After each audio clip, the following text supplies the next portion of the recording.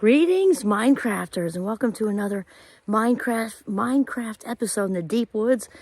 Actually, not that well. We're getting to deep woods. Actually, we're kind of on the third in deep woods. Anyway, my name is Kimberly Quinn, and that's little Giovanni coming to join me. And we are happy to have this talk today about the connection of mindfulness to insight. It's so huge, and the proof in the pudding. Oh, just check out that snow marshmallow. This is all that's left of the snow we've had. It's like January. It's so nuts, but there are a couple leaf-covered snow marshmallows. Anyway, so the connection of mindfulness to insight, and what's totally amazing is that I was just working on some writing, and I was just writing about this very thing, that mindfulness, and how mindfulness is just so beneficial in so many ways, right? We know that it reduces anxiety and depression. We know that it has us more focused. It makes us more creative, all these things. And then I was also listening to Zen master Thich Nhat Hanh, who apparently just died a year ago this month. What a wonderful man. He's just, his voice alone is like a massage. I could listen to him all day.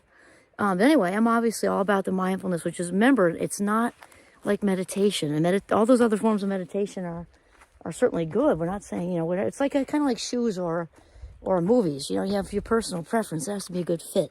I personally like mindfulness, as mentioned before, mainly because it's non-judgmental. We're not trying to create a thought vacuum. That's huge. Because me being the Fast Mind Club, otherwise known as ADHD, which I don't say because it's shaming and stupid, but there's a better chance of seeing the good Lord himself than me creating a thought vacuum. They just flying through all the time. So the non-judgment, right, of, here comes an anxious thought. Okay, so what? Who cares? Welcome to the human race.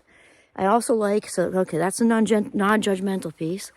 I also like that it's meditation on the go, because a lot of people relax and they're calm and all that when they're sitting in lotus position with their palms up, like the Zen monks, and great for love monks, but that doesn't work for everybody. So mindfulness on the go means when you're hiking in the woods, when you're skiing, when you're eating, when you're having a conversation, when you're in the shower, all that good stuff. So meditation on the go. Mindfulness is non-judgmental, and meditation on the go. And it also, it's lots of other things. We're sticking with this theme today because I was watching Thich Nhat Hanh, the Zen master, with his soothing voice, talk about how we all have these three energies in us. So here it comes. This is really good stuff. Mindfulness, which is, of course, about being present in the moment, right now, non-judgmentally, and as if our life depended on it. And Jon Kabat-Zinn, that's enormously paraphrased. Oh, paraphrase, that's kind of good. That's enormously paraphrased, but basically that's what it is. It's about being, not doing. In fact, Jon Kabat-Zinn says in one of his videos, if you're thinking of adding being mindful to your to-do list, just don't, because you're not ready. It's not about doing, it's about being. It's just, you can be washing the dishes and that you're being mindful. So anyway, Thich Nhat Hanh got into this three energies thing. So there's mindfulness, being present, immersed in this moment where there is no room for anxiety or depression, by the way. Because anxiety is about the future, depression is about ruminating about the past. So we're immersed in this wonderful, lovely life minute that we have in this moment. And Thich Nhat Hanh talked about how this then leads to this intense concentration. So the first energy is mindfulness, being present. The second energy is this full concentration. It talks about how the concentration is the mind and the body connected. Like, you're so aware of your body. I mean, even right now, standing here, I'm very aware of my two fingers holding the cell phone. I'm aware that Giovanni's behind me. I'm also watching him. But I'm also aware that the earth is very squishy right now. It's squishy because we had the snow and then it melted, and it's January and it's weird. And the leaves are all kind of tightly packed, and I can feel the tightly packed leaves and a little bit of squish with the mud. I can also smell the earth, which might sound really weird. It's definitely more pungent in the spring, but because this is a weird thaw, it smells like a weird thaw. I don't know how else to say it. I can smell the leaves and the dirt and everything, and being aware, I can also feel the cold air pressing on my hands because it's some kind of weird weather pattern in the woods. Because it's January and it's thawing. It's just strange. And I can also hear the brook babbling, and being fully present of the body, feeling the air, feeling the squish, all that stuff, feeling my breathing. Okay, so there's the mindfulness, there's the intense concentration. And then, so that's the second energy, is concentration that emanates from mindfulness. And then the third one is insight, which is, oh my God, I'm all about it.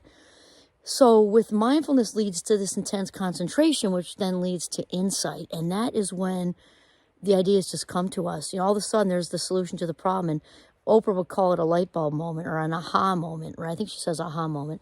Light bulb moment, kind of universal. Oprah says aha moment, when it all just comes together. And doesn't that feel good? I mean, we've all had that happen. So solution to the problem with the relationship, solution with the problem of what I do about work, solution with the problem, do I change majors, solution to the problem, do I move, solution to the problem, whatever.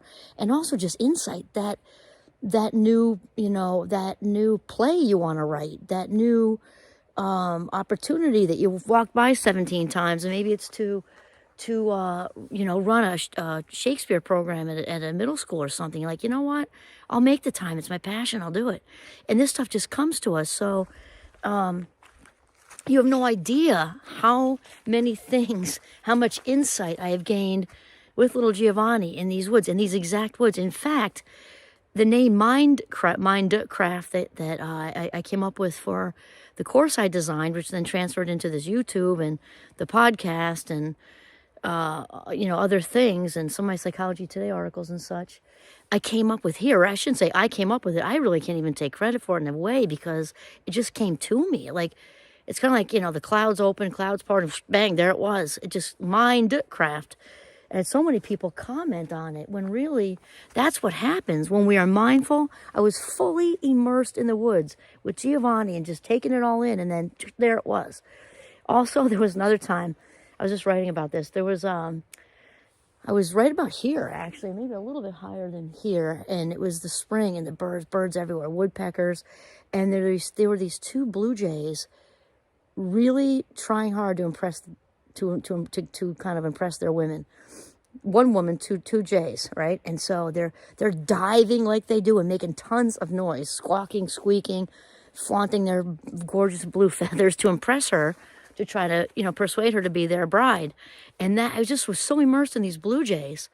And thankfully, because I just came up here on that day to just walk around, and that whole blue jay, show turned into a video afterwards. And I just had this tremendous insight about, need for approval and how we do this and do that to gain approval. And with human beings, I mean. And it just came to me right here in these woods. And so this is why I'm just so inspired. I was so inspired by Thich Nhat Hanh, because I could just personally relate to all that. So insight also came in that moment watching him. So mindfulness, again, leads to intense concentration, which then leads to insight, which then can lead to something called flow, or cognitive flow. And that is the work of Mihaly Csikszentmihalyi. Amazing work that he's done. And that's when you take that insight a step further and you're just in the flow zone. If you've ever been in the state with playing in a band in your garage, or writing, or doing some sport that you're really good at, and all of a sudden you lose track of time, you lose track of who you are. I don't mean in a codependent way, but in a way that's just authentic and healthy and passionate and joyful. All of a sudden, the clock just whips by, and now it's dark. Like, what happened to that? I was playing my guitar, and now it's time for dinner.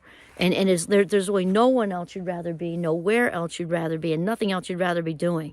So the mindfulness can lead to, or does lead to, the intense concentration, which then leads to insight, which then leads to this joyful state of consciousness where you're just in the zone, doing something because you just truly love to do it.